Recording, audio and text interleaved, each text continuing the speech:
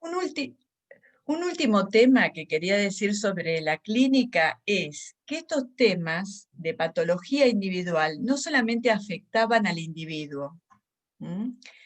Sino también a, a los colectivos sociales. Es decir, ¿por qué? Porque como ellos creían en la transmisión hereditaria de las modificaciones adquiridas, por lo tanto, todos aquellos que degeneraran, que adquirieran una degeneración, es decir, ellos pensaban que la degeneración se podía adquirir por las malas costumbres, por la mala vida, eso iba a afectar también a otros, al colectivo social. Entonces hablaban también de patologías sociales. Y lo que nosotros notamos, que no podemos desarrollar más acá, es que cuando ellos interpretaban los problemas de la cuestión social, que tenían que ver con el aumento demográfico rápido que hubo por la inmigración masiva, bueno, etcétera, todos esos problemas como la falta de trabajo, la desocupación, la pobreza, el hacinamiento, mayor delincuencia, la prostitución, etcétera, chicos en la calle, todos esos problemas de la cuestión social se los veía como patologías sociales, que esa es una forma bastante particular de interpretar los problemas. Es decir, es como si nosotros bien viéramos todos los problemas que tenemos en la actualidad en la Argentina como patologías sociales. Eso de alguna manera terminaba responsabilizando a los propios individuos, no sé si me entienden, y no a las políticas públicas.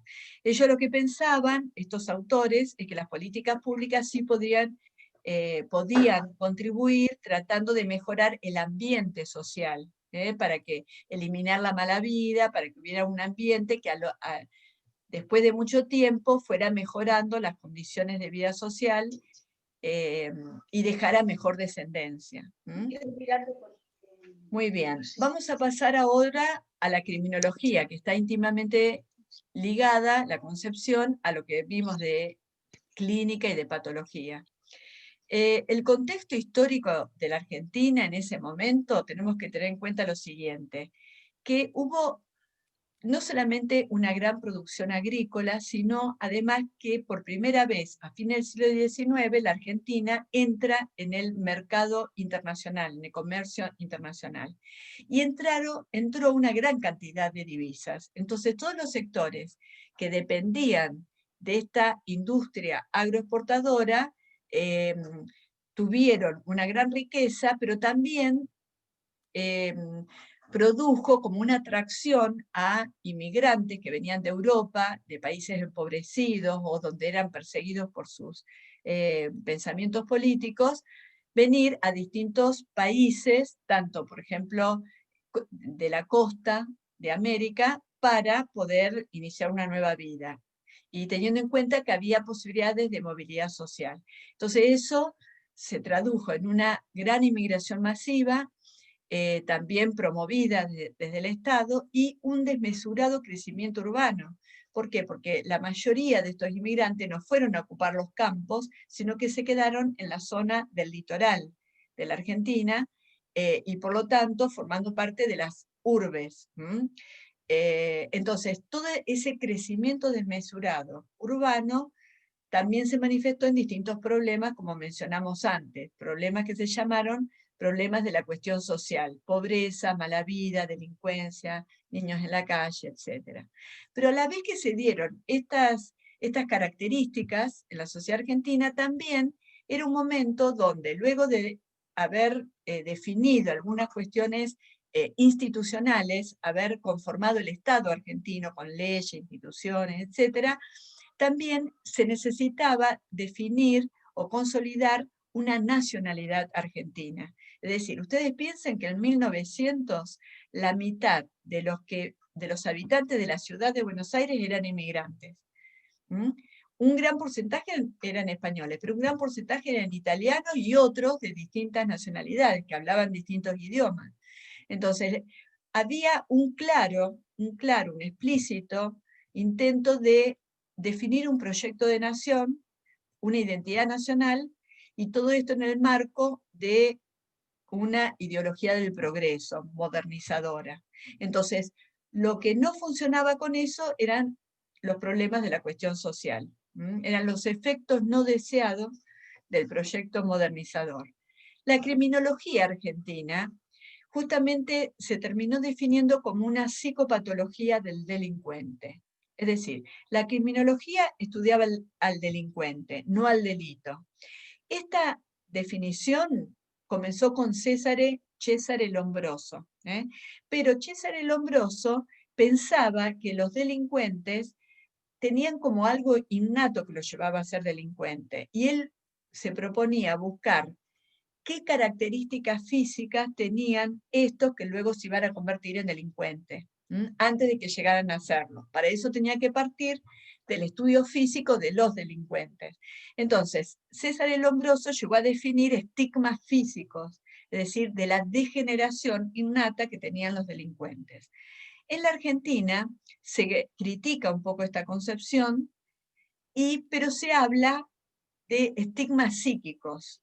Y acá es donde se abre la puerta para la psicología. Es decir, el delincuente, no hay que buscar en el delincuente estigmas físicos, que ya lo identifican como el criminal nato, sino que hay que buscar estigmas psíquicos, que le dan una personalidad de delincuente. Entonces, esto lleva a ir formando una pericia ya no psiquiátrica, sino psicológica. Es decir, una pericia que busca definir, identificar, a ver si esta persona tiene la personalidad de un delincuente, si tiene rasgos, estigmas psíquicos que hacen alguna psicopatología. Entonces, recuerden, diferenciar una pericia psicológica de una pericia psiquiátrica. La pericia psiquiátrica, ¿qué apunta? A determinar si hay demencia, qué tipo de demencia, etcétera, qué daño hay. Mientras que la pericia psicológica tiene que abordar conflictos psíquicos, rasgos de personalidad. Solamente mencionamos, para que ustedes lo tengan en cuenta, pero no porque tengan que recordar estos años o estos nombres, es a José Ingenieros, que ya lo habíamos mencionado, porque José Ingenieros se recibió de médico y se recibió el médico en 1900. En 1902 fundó los Archivos de Psiquiatría, Criminología y Ciencias Afines. Esos archivos tuvieron difusión en toda América Latina y siguieron publicándose hasta los años 40, para que se den una idea. Ingenieros va a ser su primer director de 1902 a 1913. Él va a escribir muchos artículos ahí, comentarios de libros, y va a ser como la revista más importante sobre criminología en esa época. Después también escribe su tesis. En esa época, para recibirse, había que terminar con una tesis. Las tesis, yo he leído muchas tesis de esa época, eran malísimas, pero la tesis de ingeniero fue realmente muy importante, se llamó La simulación de la locura, ¿no? Y mezcla estos temas de simulación, la simulación de la locura, sobre todo para poder evitar ser juzgado, por ejemplo, ¿no? Entonces trata ese tema y recibió un premio esta tesis, por lo buena que era, y realmente cuando uno la compara con otras tesis de la época, efectivamente fue una tesis muy buena. También en 1908 se crea el Instituto de Criminología, dependiente de la Penitenciaría Nacional de Buenos Aires, y Ingenieros está a cargo de este instituto durante varios años. Este instituto lo que hacía era, a todos los procesados, por ejemplo, le hacían estudios, pericias psicológicas para determinar qué tipo de psicopatología tenían los supuestos delincuentes. Y después también se proponían hacer seguimientos, por ejemplo, si después de tantos años de cumplir la pena, si la persona estaba mejor o peor, o todas esas cosas. En 1913, Ingenieros publica una obra, Criminología, donde recoge muchos de estos artículos. Y bueno, Ingeniero fue una persona destacada en este tema. Francisco de Veiga, por su parte, era apenas unos años mayor que José Ingeniero, lo nombran profesor titular de la Cátedra de Medicina Legal en la UBA en 1899. Y también se destaca, publica muchos trabajos de análisis de la psicopatología de diferentes tipos de delincuentes, por ejemplo, de los anarquistas. También se dedicó muchos trabajos a los temas, a los problemas de sexualidad, por ejemplo, y bueno, y analiza los tipos de homosexualidad, etc. Y también estaba a cargo, la Cátedra de Medicina Legal de la UBA tenía un servicio de observación de alienados, que pretendía justamente con sus pericias aportar a la policía o a los procesos con informes supuestamente científicos. Justamente algo anecdótico es que Francisco de Vega también hacía carrera militar y deja en 1911 la cátedra, entonces se propone una terna de profesores. Y en esa época, antes de la reforma universitaria de 1918, no existía ganar una cátedra por concurso, como ahora, sino que había que el consejo académico, el consejo de profesores, proponía una terna de profesores y el Poder Ejecutivo, es decir, el presidente de la Nación, decidía cuál de esa terna. Es decir, todos los profesores eran nombrados por los presidentes de la Nación. Así que imagínense la situación. Bueno, ¿qué pasa? Ingeniero es propuesto primero en esa terna y generalmente se seguía el primer lugar de la terna. Pero ingenieros, que en su juventud había sido bastante irónico, crítico de las costumbres, bueno, se había burlado de cuestiones políticas, etcétera, por presión de distintos grupos sobre el presidente, en ese momento Roque Sáenz Peña, no lo nombran profesor titular de esa cátedra, cuando todo el mundo pensaba que era la persona ideal para ocupar. Bueno, el ingeniero se enoja, se ofende, vende todas sus cosas, cierra su consultorio, vende todos sus libros, etc., y se va a vivir a Europa. Ofendido por todo esto. Y es ahí donde justamente él era un promotor bastante importante de la Sociedad de Psicología de Buenos Aires. Yo tengo la hipótesis de que su ausencia, su alejamiento, hizo que también esa sociedad tuviera menos actividad y finalmente cerrara. Y también los archivos de psiquiatría, criminología y ciencias afines cambiaron de director y cambiaron de nombre como revista de psiquiatría, criminología y ciencias afines, pero siguió funcionando.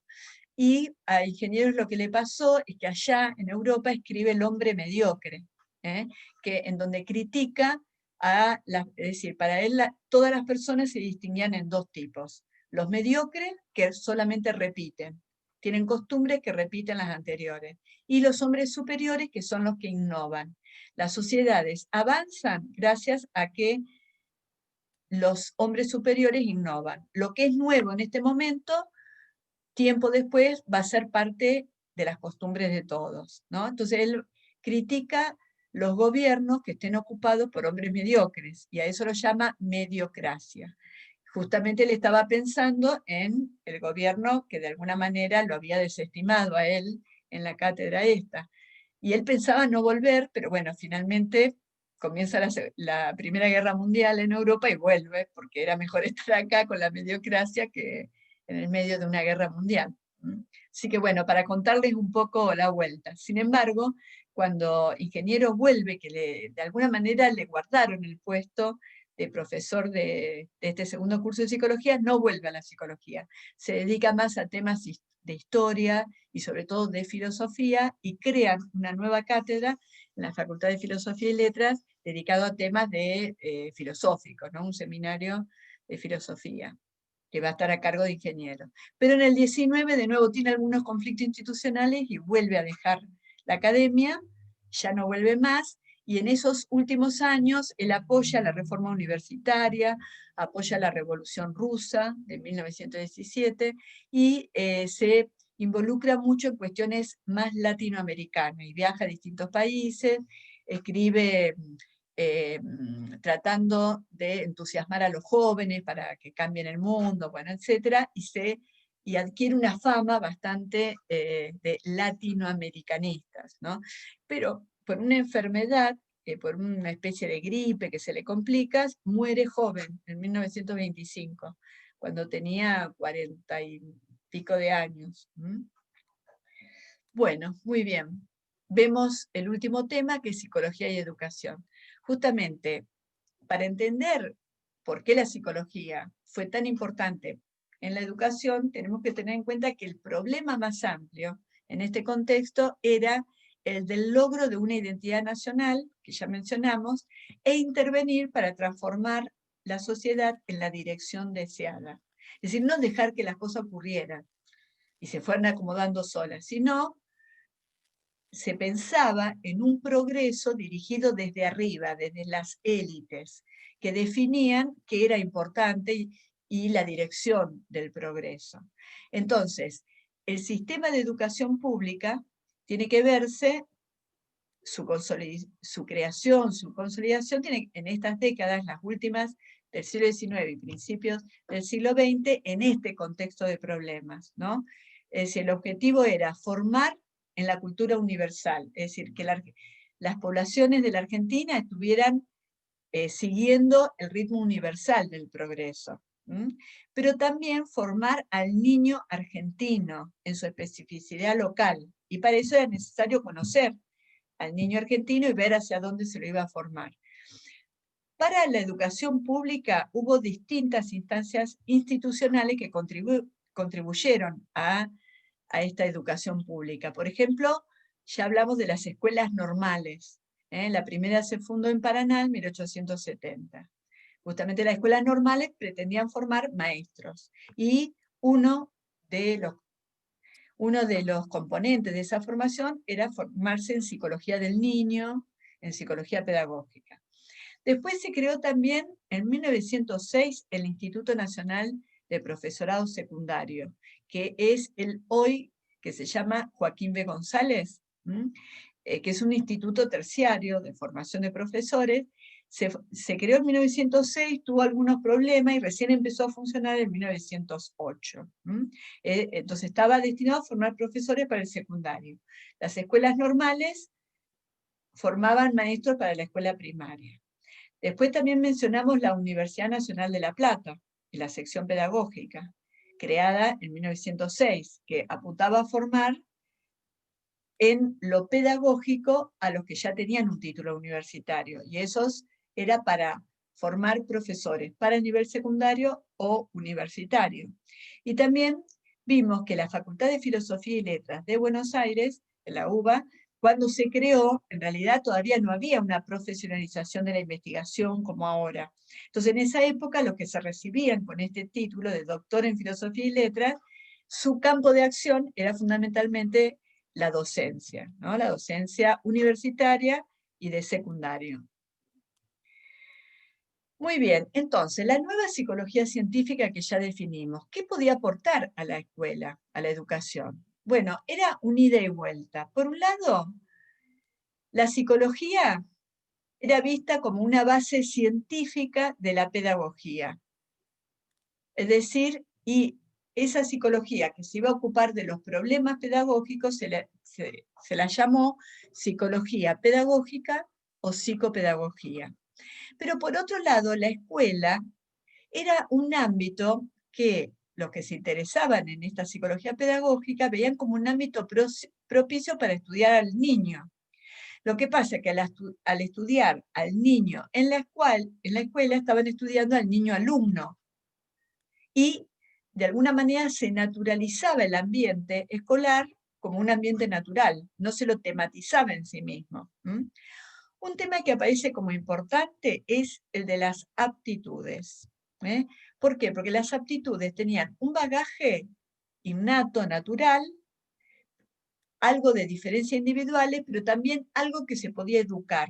Entonces, conocer bien las aptitudes, cómo definirlas, cómo estudiarlas, cómo intervenir para modificarlas, fue un gran tema de esta psicología pedagógica. ¿Cómo investigaban todos estos temas? Utilizando test, en el sentido que ustedes ya lo estudiaron, toda la tradición de test mentales, cuestionarios. Toda esta metodología es propia de la psicología diferencial, pero no se apuntaba a conocer a los niños individualmente, sino a los grupos de niños alumnos, en realidad. Es decir, se apuntaba a usar los métodos de la psicología diferencial para conocer en su diferenciación a los distintos grupos escolares, a la colectividad infantil, pensando que el maestro o el profesor tenía que actuar sobre un grupo, no sobre cada niño. También un capítulo era el de las anomalías que se podían encontrar en los alumnos, y esas anomalías podían ser de tipo intelectual, aquellos que no podían alcanzar el nivel medio que el curso suponía, o podían ser anomalías de comportamiento, es decir, cuando había problemas de indisciplina. Y este segundo no era un problema menor, porque se consideraba que aquellos niños que tenían problemas de indisciplina grave implicaban también algo patológico a tener en cuenta, una anormalidad que se podía conectar con la delincuencia luego. Entonces, algunos datos a tener en cuenta de este desarrollo, así como en la primera parte desarrollamos más las cuestiones de la UBA y de la Facultad de Filosofía y Letras, y los dos cursos que se desarrollaron ahí.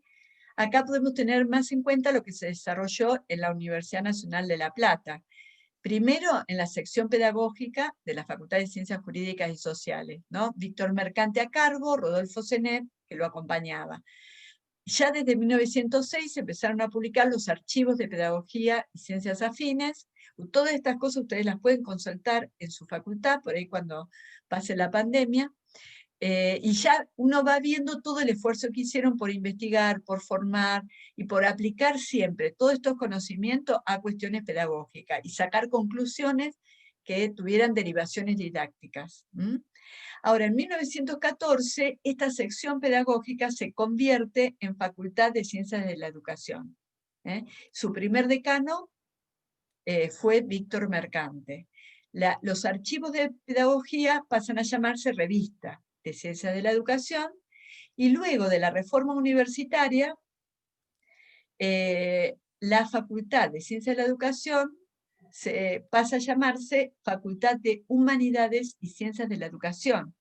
¿Qué quiere decir? Que las ciencias de la educación van a estar presentes y todo su profesorado, pero se le trata de dar una inserción más amplia dentro de las humanidades. Y las humanidades tienen que ver con historia, con filosofía, letras. Entonces, la revista de Ciencias de la Educación deja de publicarse y pasa a publicarse la revista, ahora se llama Humanidades. Y uno de los autores que va a seguir siendo importante es Alfredo Calcaño, que se forma en este contexto, que va a ser decano, que va a ser rector de la, que en este caso se llama presidente de la Universidad Nacional de La Plata. Algunos datos a tener en cuenta que ustedes pueden ampliar o buscar más. Entonces, ¿cuáles son los conceptos fundamentales que vimos en el teórico de hoy? Vimos, por un lado, diferenciamos entre el desarrollo de un proyecto disciplinar de la psicología, es decir, una disciplina de conocimiento, y un proyecto profesional. Vimos que hubo un proyecto de desarrollar la psicología como disciplina de conocimiento, pero no hubo un proyecto de desarrollar la psicología como una profesión diferenciada de otras. Vimos también en el primer punto sobre el desarrollo disciplinar toda la voluntad institucional de fundar cátedras universitarias y laboratorios. Y vimos qué ramas de la psicología con sus métodos se desarrollaron. Vimos algunas características de esta primera psicología en el marco del positivismo, como naturalismo, cientificismo, evolucionismo, y sobre todo esta definición de la psicología como ciencia primera. Ciencia primera porque fundamenta la filosofía, porque tiene esa doble naturaleza, empírica, naturalista y filosófica, y también ciencia primera porque está en la base de todas las prácticas de intervención sobre los seres humanos. Es decir, el docente que da clase a los alumnos tiene que conocer de psicología. El político que guía a los habitantes de su nación tiene que conocer de psicología, ¿no? Y así. Entonces, todas las relaciones humanas exigen el conocimiento de la psicología. Ahora, vimos una ausencia de proyecto profesional, pero sí vimos usos de la psicología. Esos usos de la psicología los desarrollamos más en la clínica, en la criminología y en la educación. Entonces, para seguir pensando, que lo podemos seguir comentando ahora en el horario de consulta, es son las siguientes preguntas. Por ejemplo, ¿qué intereses intelectuales definieron los desarrollos de la psicología en la Argentina en este periodo inaugural?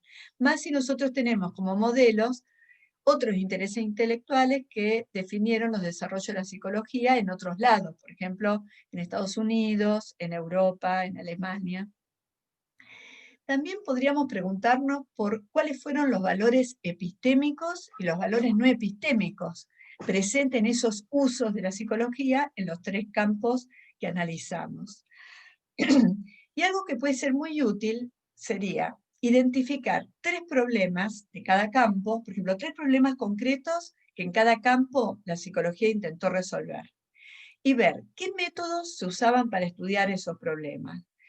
¿Qué relación tenían que establecer quienes estudiaban desde la psicología con otros actores sociales? Por ejemplo, alguien que asesoraba en psicología en el campo educativo, ¿qué relación tenía que establecer con los docentes, con los directivos, con los propios alumnos? ¿Qué intervenciones se aconsejaban o se realizaban directamente? ¿Cómo se tenían en cuenta la subjetividad de las personas conocidas o intervenidas? Por ejemplo, ¿cómo se tenía en cuenta la subjetividad de los alumnos cuando se los conocía con los test? ¿Cómo se les daban las devoluciones? ¿O se los trataban como medios para el logro de un fin que era obtener conocimiento y nada más? Entonces, también otra propuesta es que ustedes busquen información extra sobre algunos de estos autores que citamos. José Ingenieros, de la UBA, Víctor Mercante, Rodolfo Senet, Alfredo Calcaño, de la UNLP, y también Horacio Piñero. Entonces, una cosa que yo les quería comentar rápidamente es que nuestro equipo docente y de investigación tiene mucha producción sobre estos temas. Hay varios docentes que se han doctorado con temas, investigaciones doctorales sobre estos temas, y tenemos muchos artículos publicados en revistas científicas sobre la psicología en la Argentina. También los invitamos a que exploren la página web del Laboratorio de Historia de la Psicología de nuestra facultad. Acá se la dejamos para que la conozcan, y ahí van a poder encontrar cuáles son los proyectos de investigación de historia de la psicología que están vigentes, qué temas, van a encontrar información sobre las tesis doctorales, sobre artículos, etc. Entonces, recuerden, por último, porque a veces no se enteran tarde en la carrera, que en todos los proyectos de investigación siempre participan estudiantes. Así que si a alguno de ustedes les llega a interesar estos temas de investigación, se pueden acercar después de que aprueben la materia. Bueno, vamos a parar acá.